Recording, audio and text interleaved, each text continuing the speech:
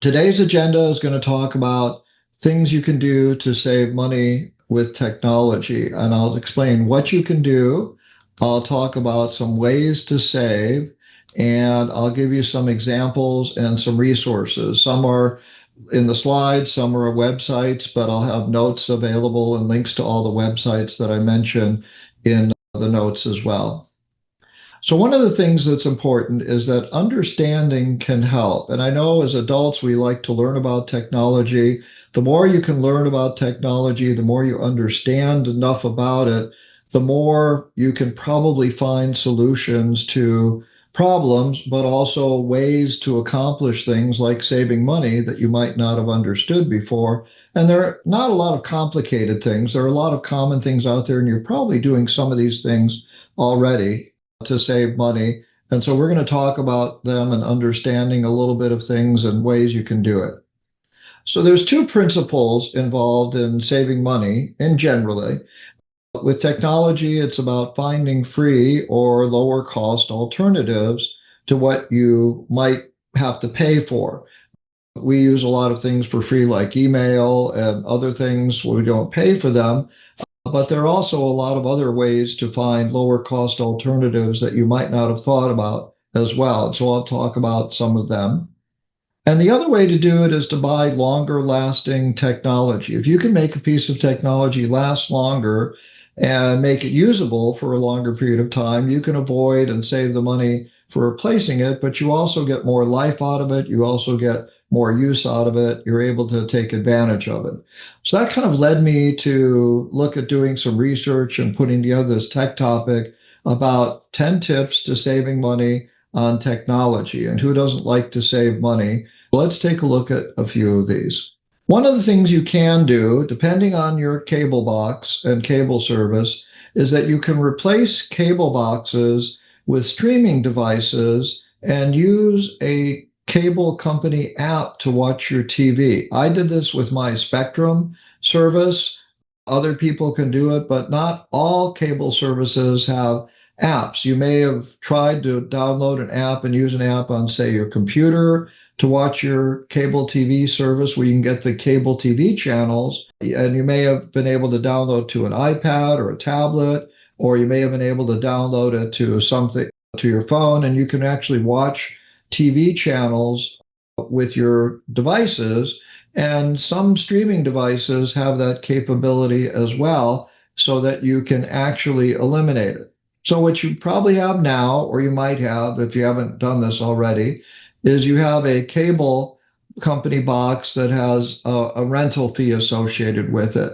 So these rental fees are something that you can pay for, and you're paying $1, $5, sometimes as much as $10. I do not have a cable box in my home any longer, but I am able to get my TV channels through my cable subscription by having downloaded the app. And what you're basically doing is you're basically replacing this cable box with a streaming box and downloading the cable app. So you have to check with your cable company to make sure they have the app available. But Apple TV, Roku, Google Chromecast, and Amazon Fire Stick have that capability to do it.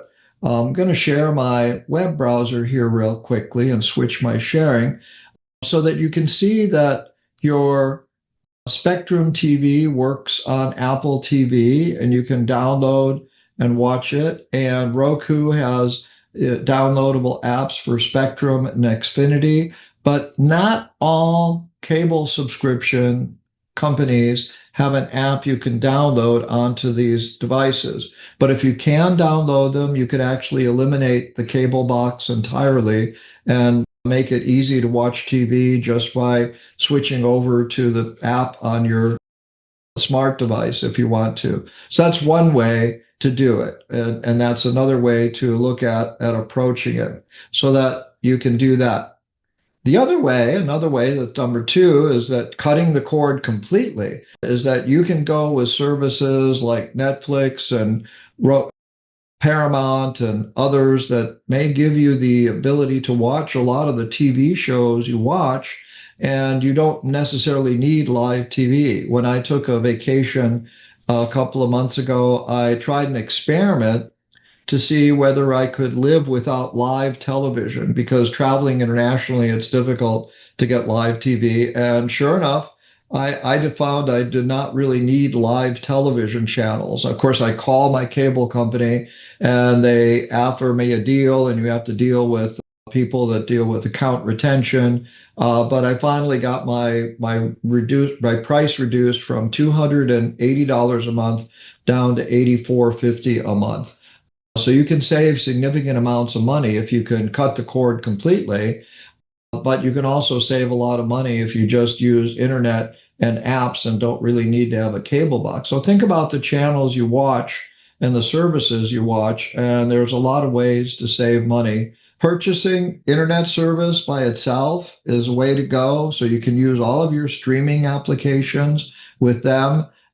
And even just buying a digital TV antenna is another way to go. I'm going to just do a quick search here for what they're called over-the-air antennas. You can get them as little as $16, and you can get really great antennas that'll do a lot of things for you with your services and get you a lot of the broadcast channels that are in your area without the need to actually use a cable or streaming service. Now, a lot depends on your quality of reception, so that if you don't get good reception, you may not find the ability to do that. Number 3, fix a Wi-Fi printer. I mean, I've heard this a lot. We had a couple of sessions on printing, and that's why I did them, because understanding how your printer connects to your computer. But a lot of people that have Wi-Fi printers have printers that aren't connected. And I was in an office where I was in a waiting room, and somebody had to fill out some paperwork for a medical exam. And they said they got the email with the paperwork, but they didn't fill it out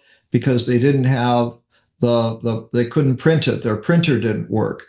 And I talked to them and said, yeah, I have a Wi-Fi printer. My computer can't find it anymore. And of course, one of the simplest things you can do is, if your Wi-Fi is not working, is all printers pretty much have a USB connection cable. Just plug your printer into your computer. And your computer, Apple Macs and Windows computers, have a plug and play type of recognition. Well, they'll typically automatically recognize your printer and give you the ability to use it. Just don't worry about the Wi-Fi connection. And you can get long USB cables. If you're not sure what kind of connector you've got, take a picture of the back of your printer, take a picture of the back of your computer or the connectors you have in your computer, and you can go to a place like Best Buy or Staples or others, and you can show them the pictures, and they'll help make sure you get the right connection. But usually your printer manufacturer might have information, but printers don't usually come with a cable for you to connect to your computer. They come with Wi-Fi connections, and a lot of people have trouble with their Wi-Fi connections and keeping their printers connected. Free apps. There's a lot of free apps out there that are available. There are free apps like email, and we're used to using free apps like Gmail or Yahoo or Outlook or Apple or things like that.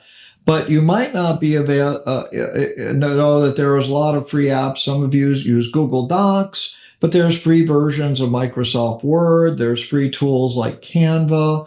There's free library apps like Libby, where you can borrow books from your local library. There's free music.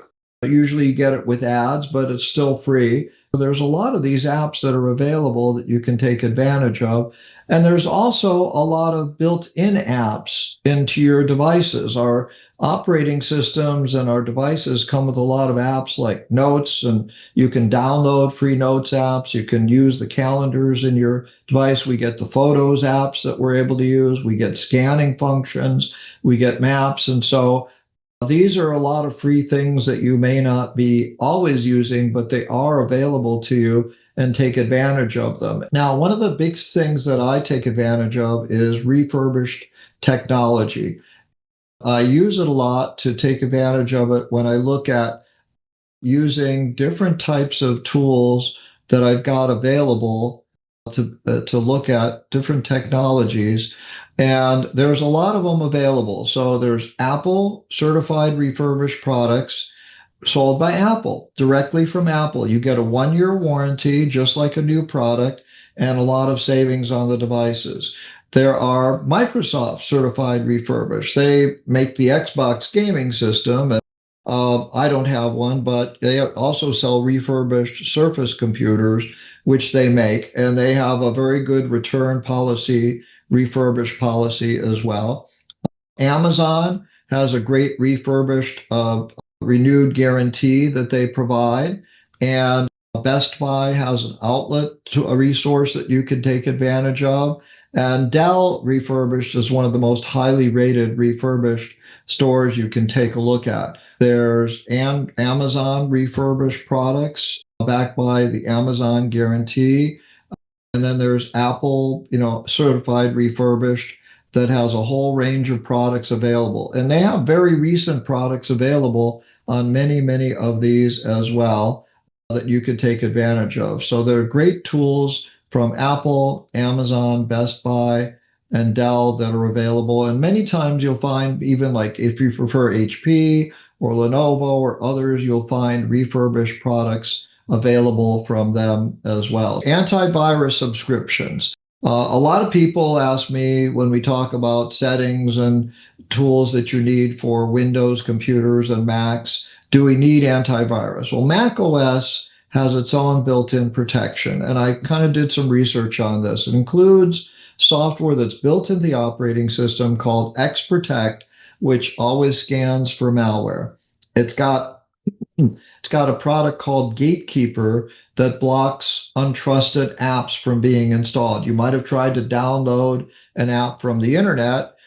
If you buy it through the Apple Mac App Store, you won't, you'll get an app that's been vetted by Apple. But if you try downloading an app from the internet, your Apple device will ask you, do you trust this app? I usually know which ones I'm doing. And then they have something called system integrity protection, which prevents files from being changed by applications inappropriately.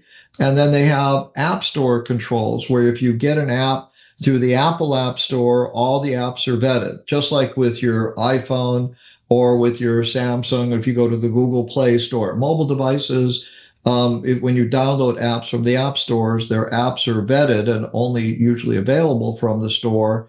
And so their security is a little bit higher. So most people with Macs kind of know this. They really don't have a need for antivirus software. The Mac OS and Apple really keeps updates very controlled. And Macs are not the dominant operating system platform out there by users. And so they tend to get fewer attacks, but sometimes people try to, and Apple keeps an eye on that for us. So we don't really need to have any other software for a Mac. Windows is a little bit different. At one time, Windows did not include antivirus software with it. Now they include Microsoft Defender antivirus with every copy of Windows that is shipped. And whether you buy a Dell computer or Lenovo or directly from Microsoft Surface, it's going to come standard with Microsoft's antivirus software they call Windows Defender Antivirus. It was included in Windows 10, but now Windows 11 is what's available. And it includes antivirus, anti-ransomware, anti-spyware. For 90% of the users out there, it's really more than enough for what you need. And it's automatically updated with your Microsoft updates. But Apple and Microsoft also include some things from the Microsoft App Store. There's an app store that's in Windows 11. And if you get your apps from that, they're vetted just like the ones that you get from the Apple Mac App Store. You get automatic updates, which are issued by Microsoft to fix security gaps and bugs that they might have found. And then you also get some cloud-based protection because your Windows license is connected to the internet. Microsoft provides some cloud-based protection for you that you may not even realize is going on. They don't access any of your data, but they're keeping track of your Windows 11 licensing to make sure nothing is getting into Windows inappropriately whenever there's an update issue. So you don't need to have anything else unless you want to. For somebody that visits a lot of websites and goes to a lot of different types of maybe different countries or different areas of the world, maybe there's a need, but what's happened is that antivirus, because it's standard in Windows 11, you see a lot of the other security companies, they've moved into more personal privacy data issue protection, which is different than antivirus, anti-malware type protection. And when I say Windows Defender does antivirus, it really protects you from any type of malware that's going to be used on your Windows 11 computer. So another way to save on a subscription, if you deactivate a subscription from another service, Microsoft Defender is automatically activated. You're never without an antivirus software on Microsoft. And number seven, I find really helps a lot is buying quality products and using quality retailers. This is a personal preference of mine, but I find it has saved me money because I can make a product last longer. If there's a problem with a product, I can return it easier. And I have a couple of techniques that I use that I prefer. I use services like Wirecutter and Consumer Reports to kind of get reviews about products. Consumer Reports is a nonprofit. They don't accept advertising. And so I find that they're really very effective in terms of what you might want to look at. And then I look at different retailers. Costco is a great retailer. The Apple Store directly is a great way to buy products. Dell Refurbished, again, has good ones. And Best Buy has really good opportunities. And so I take advantage of those types of stores that I look at. And I'm going to share some of my website material here for you. Wirecutter is a product that was independent. It's a subscription service that is run by the New York Times now. And what they do is I like services that buy products and compare them, and they write reviews about them. So if you're looking for technology, you'll find a lot of things on Wirecutter, from computers to USB phone chargers to wireless cable and other things, audio devices. They'll spend some time explaining things to you as well. Things like wireless headsets, wireless, why would you want to use one versus another? Things like portable power stations, rechargeable batteries, anything you might want. You can get a really good education on them as well. Consumer Reports, great resource, and found that they had an article about how to replace cable TV for about $25 a month. And so a Consumer Reports annual subscription is $39, but you can actually usually get it from your local library. If you combine Disney Plus, Peacock, and Paramount Plus, you may get everything you need for about $25 a month and not have to pay for a cable connection. And most cable services are costing a lot of money these days. So those are some resources to look at that you might want to check out and try out in some ways and take a look at different things. So there's a lot of other resources out there that you can take advantage of and look at different services that you might want to. International calls. Some people travel internationally, and a question I get, because I do it a lot, is what do you do about international calling? Well, I have a pretty good roaming plan internationally with my cellular service. For only $10 a month, I get a substantial amount of data and voice calling whenever I travel outside of the United States. So your cellular plan may offer some things. And so some of them are daily, some of them are by the minute, some of them are other approaches, but there are other ways to take advantage of doing some things. One is to use a service that includes an eSIM. Most of our phones that have been built in the past 4 or 5 years don't use a physical SIM card. They use an electronic SIM card. And one of the services I've used in the past, called Airalo, provides an eSIM that you can buy in advance before you travel. You can install it on your phone with a QR code, and it's active as soon as you get into the country where it's usable. And so I've used that for data. I haven't used it for voice so much because I don't use voice that much, and my voice calls don't cost a lot, and I get free texting internationally up to a certain number. But one way to go is an eSIM. But what almost everybody outside of the United States knows how to use is WhatsApp. And it's surprising in the United States how few people use it. But if you do any communication with people outside of the United States, WhatsApp is a great app. It's a free app. It's made by Meta. You can now actually use it on not only your phone, your tablet, but also on your desktop. They have a desktop version now that's available that's possible for you to use. And then there's Apple's FaceTime app that comes with iPhone. So if you're communicating with Apple users, and lots of times for everybody in a family might have, FaceTime, you can do voice, you can do video, and a great combination. Obviously, there's Zoom. We've had people join us from a variety of places using Zoom. And then there's Meta's Messenger app, which comes separately or built into, Facebook if you want to use it that way. So these are some tools that you can use. I'm going to share my web browser here and pull up. This is Airalo, and it explains a lot about how to get your SIMs, whether you're traveling to countries or whether you're going to get a regional one or even get a global one. And you can find different areas. These are ones that I've used. WhatsApp is great for messaging, recording voice messaging, using it for phone calls.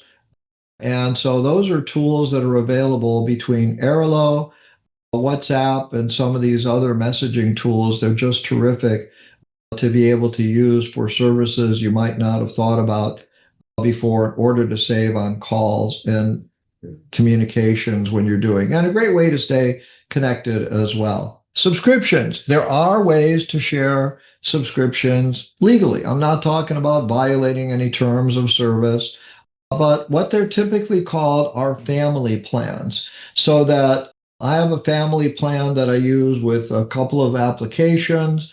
Always look for a family plan. Whatever service you're using, if it's a subscription service, a lot of them offer family plans, and many of them are fairly liberal about what you can include in a family. It's typically somebody's email address that gets them connected to your family plan, and you can share a subscription generally for as much as 25% of the cost per user by going with the family plan. So streaming services like Netflix, Disney Plus, etc., have family plans where you can share your streaming service with members of your family.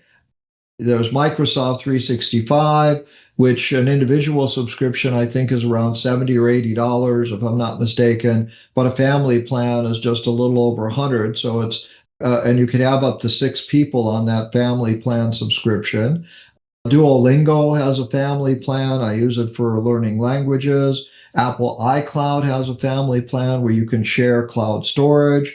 Again, Google Cloud and Microsoft 365 gives people their own storage as well. With music, with Spotify, with Apple Music, with others, Pandora, you have sharing plans that are family plans and just more. So always look for a family plan. I think I've got a few that I've got set up here on my browser. So with Apple iCloud, you can share it with your family up to 12 terabytes of storage. And you can even include sharing apps, sharing music, other things like that. But it's possible to share a lot of storage, and it really becomes very cost effective. Each person actually gets a room to use it. There's not a limit unless you want to set up those settings. There are family plans with Spotify that explains plan members have separate accounts. The plan manager pays, and the plan manager handles additions or removals for members. That's usually when you log in, you get the ability to do that. And the family plan is generally much less expensive than a group of individual plans. And then you've got Microsoft 365 has family plans that you can utilize that give you the ability for resources that you can take advantage of, for a family plan for home users that give you the ability to really take advantage of that. There are other types of plans available with other services that you can take advantage of as well. But those are just a few of them. Whenever you've got any kind of service, and if you're not sure, just do a search for a family plan and ask for the service. And usually search results will pull something up for you very, very quickly. So family plans are a great way to save a lot of money, particularly on subscription types of services. And then one of my last ones, I'm going to give you a little bonus one after this as well, because it's something that I've started using for travel. But use AI for help. You can use it for learning more about technology. It's great for answering questions. I go to AI several times a day. I didn't know what happened when you plug a USB cable into a Mac. And so I asked AI what did it. And it told me that Apple Macs are going to typically automatically recognize a printer. I didn't know, what tools were available for family plans. And so I did a little research ahead of this. So I'm always using AI for learning, but also you can use AI for technical support. So I created a question here that I wanted to see if it was capable of doing. And you can use Gemini, Copilot, Meta, whichever one is your preferred AI.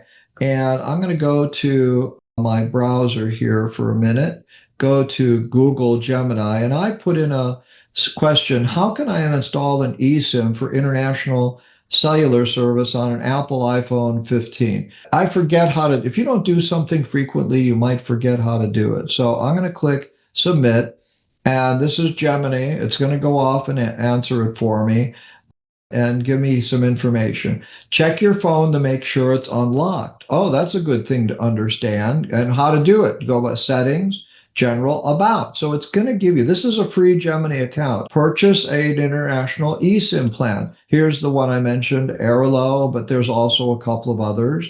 Research your plan. Make sure you buy the right amount of data, the duration. Some are 7 days, some are 30 days, etc. Purchase the plans through the website. You'll get activation information, usually with an email or a QR code, how to install it. And so it basically is giving you step-by-step instructions for making sure you've got it installed, and also setting the default line. Choose which line you want to use for calls and messages for voice, and setting up your cellular data line. This is crucial. And then you want to turn off data roaming for your primary line. Now, some cellular services will charge you roaming, whether you use them for data or for voice. So be sure to check with that, because you might have to turn off both voice and data. But that's a great way to find out what you might be interested in doing. So one other thing that I found, and then we'll open it up for discussion, is I have been using Google Flights as a service. Google has a service called, you can just search for Google Flights. And if you want to check on tracking prices, it will find cheap flights for you anywhere. It has a database on flights all over the world. It pulls flight data from everywhere. So if you want to find out how much it's going to cost to go to Tokyo or New York or Los Angeles or international, and you can set it up around a date range and tracking prices. It'll show you trends and destinations, and it'll also give you the ability to find last minute flight destinations. So if you want to just explore destinations, you can pick these destinations and you can find anything you want to, and then you can set up a flight tracking tool for it, and it'll track that flight data for you. A great resource to use from Google. So we looked at a lot of websites, Microsoft's Family Plan, Amazon's Antenna here for over-the-air, sharing iCloud, family plans from Spotify and others, 365, refurbished products from Best Buy,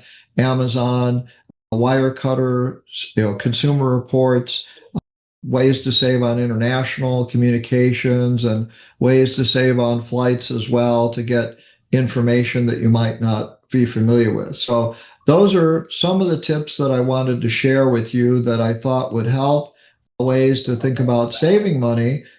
Thanks for watching.